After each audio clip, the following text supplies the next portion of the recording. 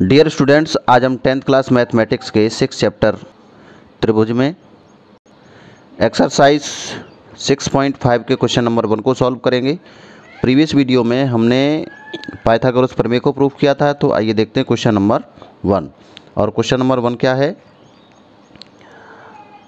कुछ त्रिभुजों की भुजाएं नीचे दी गई हैं, निर्धारित कीजिए इनमें से कौन कौन से त्रिभुज समकोण त्रिभुज हैं।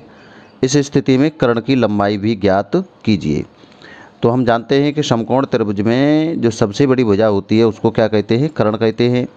और समकोण त्रिभुज में पाइथागोरस प्रमेय जो हमने प्रमेय नंबर 6.8 उसको प्रूफ किया था, क्या थी कि किसी समकोण त्रिभुज में बड़ी भुजा का वर्ग, यानी बड़ी भुजा को कर्ण कहते हैं, यानी कर्ण का वर्ग शेष दो भुजाओं के वर्गों के योगफल के बराबर होता है।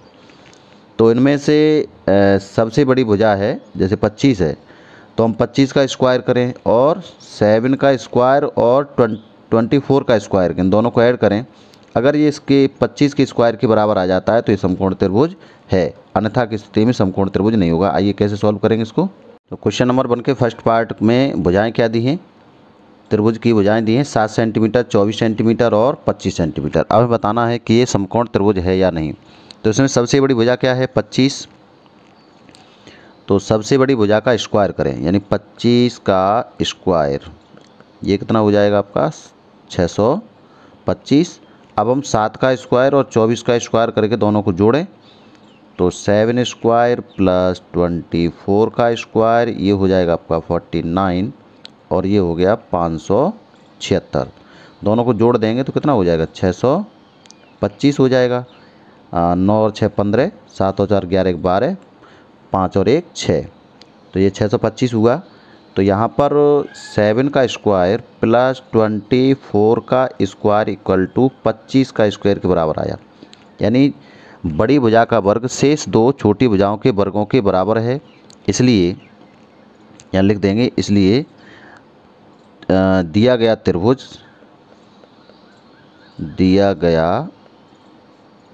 त्रिभुज कैसा होगा? समकोण होगा, समकोण है। ये त्रिभुज समकोण है। अब इसमें कर्ण बताना है, तो कर्ण क्या होता है? सबसे बड़ी जो भुजा होती है त्रिभुज का कर्ण होती है। तो कर्ण हो गया, सबसे बड़ी भुजा क्या है? 25, तो कर्ण हो जाएगा आपका 25 सेंटीमीटर और यही आंसर हो जाएगा। इसका सेकंड पार्ट है क्वेश्चन नंबर 1 का।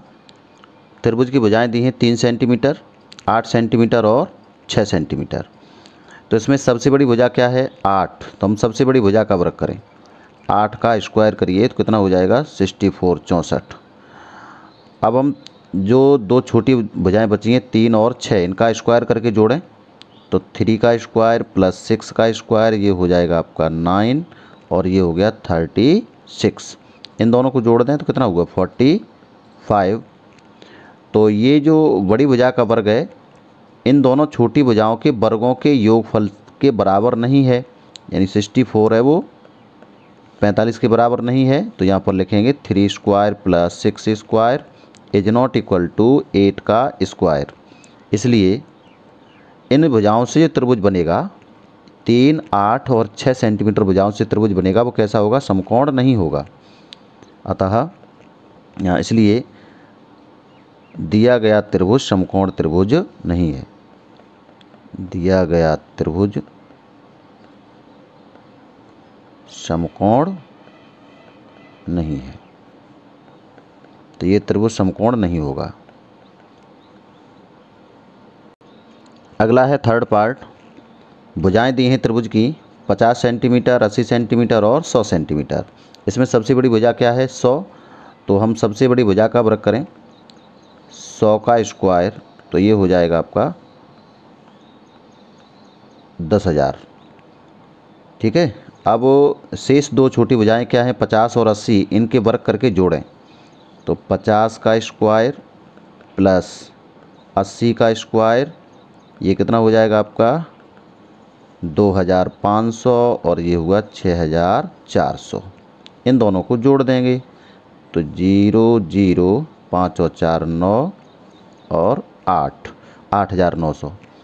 ये 100 का स्क्वायर है वो 8900 के बराबर नहीं है, यानी इन दोनों भुजाओं का जो वर्ग है बड़ी भुजा के वर्ग के बराबर नहीं है।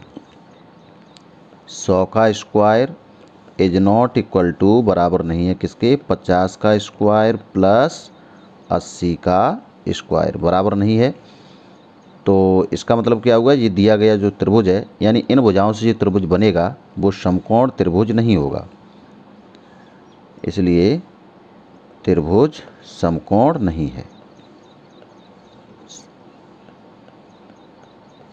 और समकोण होने की स्थिति में हमें कर्ण ज्ञात करना होगा, है ना। तो अभी इसमें समकोण नहीं है, तो ये हमारा आंसर हो जाएगा, समकोण नहीं है। इसका फोर्थ पार्ट है, भुजाएं दी हैं 13 सेंटीमीटर, 12 सेंटीमीटर और 5 सेंटीमीटर। ये त्रिभुज की भुजाएं हैं। अब हमें बताना है कि ये त्रिभुज समकोण है या नहीं। तो इसमें सबसे बड़ी भुजा क्या है, 13। तो हम सबसे बड़ी भुजा का वर्ग करें, 13 का स्क्वायर करेंगे तो आएगा आपका 169, 169। अब हम शेष दो छोटी भुजाओं के वर्गों के योग को जोड़ें। तो शेष दो छोटी भुजाएं कौन कौन सी हैं, 12 और 5। तो 5 का स्क्वायर प्लस 12 का स्क्वायर करें तो ये हो जाएगा आपका 25 और ये हो जाएगा 144। इन दोनों को जोड़ देंगे तो ये आपका हो जाएगा 169। तो यानी 13 का स्क्वायर बराबर है 5 का स्क्वायर प्लस 12 का स्क्वायर। 13 का वर्ग है वो 5 का वर्ग और 12 के वर्ग के योग के बराबर, यानी बड़ी भुजा का वर्ग शेष दो छोटी भुजाओं के वर्गों के योग के बराबर है। इसलिए दिया गया त्रिभुज यानी इन भुजाओं से त्रिभुज बनेगा, अतः त्रिभुज कैसा होगा, समकोण होगा। अतः त्रिभुज, इसलिए त्रिभुज समकोण है, समकोण त्रिभुज है। अब जब समकोण त्रिभुज है तो इसका कर्ण बताना है।